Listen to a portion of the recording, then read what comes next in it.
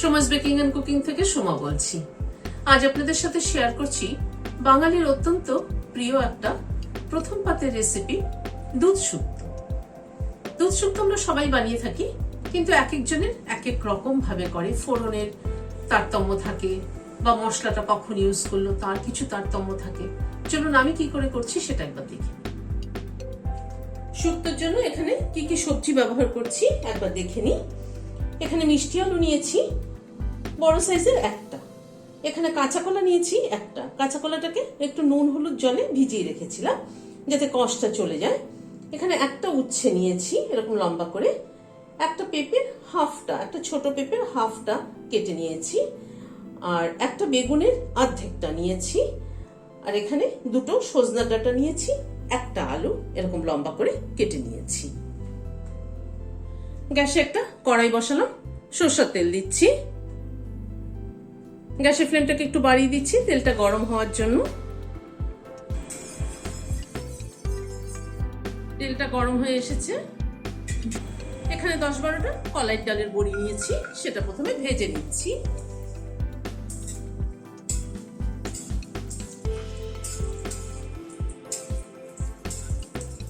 তেলটাকে গরম করে নিয়ে গ্যাসের ফ্লেমটাকে একটু কমিয়ে দিলাম। বড়ি ভাজতে কিন্তু একটুখানি তেল লাগে, তা না হয়তো কিন্তু বড়ির ভেতরটা কাঁচা থেকে যায়। বড়িগুলোকে ভেজে নিলাম, ভেজে তুলে নিচ্ছি। ওই তেলে আরেকটু তেল অ্যাড করছি। দুটো ছোট ছোট তেজপাতা দিয়ে দিলাম, হাফ চামচ রাঁধুনি দিলাম, অল্প একটু 1/4 চামচের মতো মেথি দিলাম, হাফ চামচ সর্ষে দিলাম। ফোড়নটা একটু ক্র্যাক করা অবধি অপেক্ষা করব। ফোড়নের গন্ধটা সুন্দর বেরোলে তারপরেই কিন্তু তরকারি অ্যাড করব। ফোড়নটা খুব সুন্দর একটা গন্ধ বেরোচ্ছে। একে একে সব সবজিগুলো দিয়ে দিচ্ছি।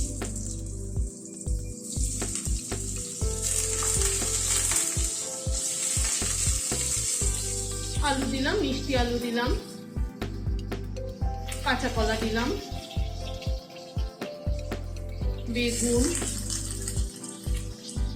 সজনে ডাঁটা, পেঁপে সবকিছু দিয়ে দিলাম। উচ্ছেটা আমি একটু ভাজতে ভুলে গেলাম, প্রথমে একটু উচ্ছেটা ভেজে তুলে নেওয়া দরকার ছিল। আমি অন্য একটা পাত্রে উচ্ছেটা ভেজে অ্যাড করবো। এতে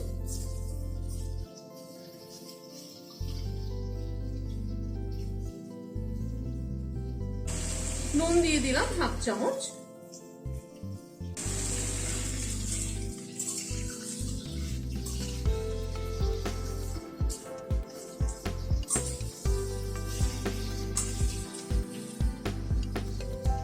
নুন দিয়ে একটু নাড়াচাড়া করে ঢেকে দিচ্ছি। কেউ চাইলে 1 চিমটে হলুদ দিতেও পারেন, কিন্তু আমি এখানে ইউজ করলাম না আজকে। যেহেতু দুধ শুক্তো সেই জন্য এটা একটু সাদা সাদা থাকলেও ভালো লাগে। অনেকে আবার মনে করেন যে একটু হলুদ না দিলে কেমন লাগে, সেক্ষেত্রে সামান্য পরিমাণ একটু দিতে পারেন। মিনিট 5 মতো ঢাকা ছিল, ঢাকাটা খুলছি। মাঝে আমি একবার নেড়ে দিয়েছি।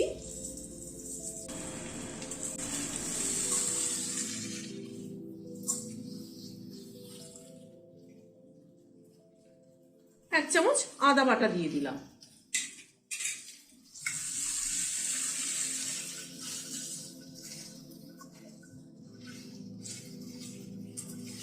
আদা বাটাটা থেকে দিয়ে একটুখানি নাড়াচাড়া করে নিচ্ছি। আদা কিন্তু খুব বেশি ভাজতে হয় না, আদা খুব বেশি ভাজলে আদার ফ্লেভারটা কিন্তু নষ্ট হয়ে যায়। ভাজা হবে অথচ পুড়ে যাবে না, এইভাবে আদাটা ভাজতে হয়।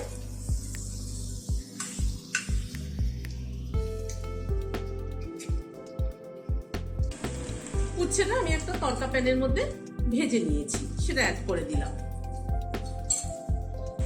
এখানে নারকেল বাটা দিচ্ছি 2 চামচ, 2 টেবিল চামচ মতো হবে। এই নারকেল বাটা আমি আমার দিদাকে দেখতাম শুক্তোতে, এই দুধ শুক্তোতে নারকেল বাটা দিত। কেউ যদি চান যে অনেকেই নারকেল হয়তো সহ্য হয় না, তাহলে স্কিপও করতে পারেন। কিন্তু দিলে কিন্তু খেতে কিন্তু খুব ভালো লাগে। আসলে আমার দিদা খুব ভালো রান্না করতেন, কুমিল্লা ডিস্ট্রিক্টের মানুষ তো নারকেলটা একটু বেশি ব্যবহার করতেন আর কি সবকিছুতে। আর দুধ শুক্তোতে এই নারকেলটা দেওয়াতে কিন্তু খেতে কিন্তু দারুণ লাগতো।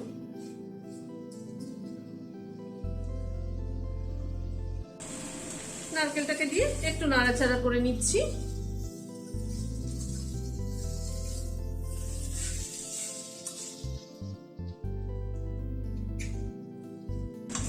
নারকেলটাকে দিয়ে এই মিনিট 2 একটু নাড়াচাড়া করে নিলাম।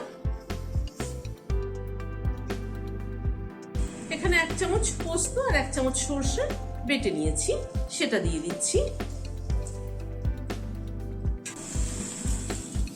পোস্ত আর সরষেটা দিয়ে জাস্ট একটু নাড়াচাড়া করব। এখানে 1 কাপের থেকে একটু কম দুধ নিয়েছি, সেটা দিয়ে দিচ্ছি। আর ওই কাপের মধ্যে একটু গরম জল নিয়ে 1/2 কাপ মতো গরম জল দিয়ে দিলাম।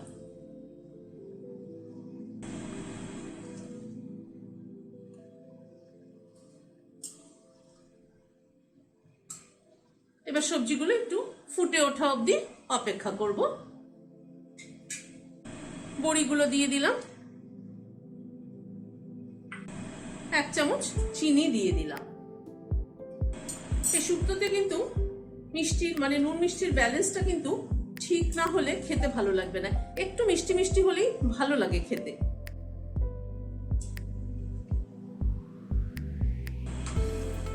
আর একটু জল লাগবে মনে হচ্ছে, কারণ সবজিগুলো একটু ফুটবে।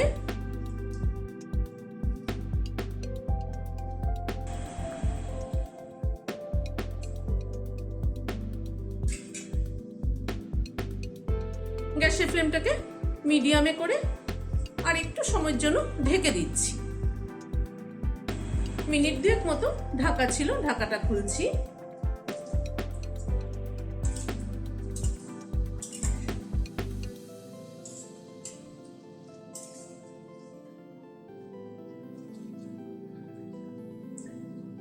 এক চামচ ঘি দিয়ে দিলাম।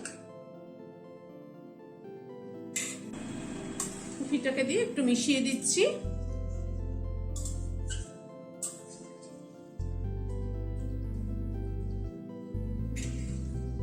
গ্যাসের ফ্লেমটাকে বন্ধ করে দিলাম, দিয়ে ঢেকে দিচ্ছি স্ট্যান্ডিং টাইম 5 মিনিট।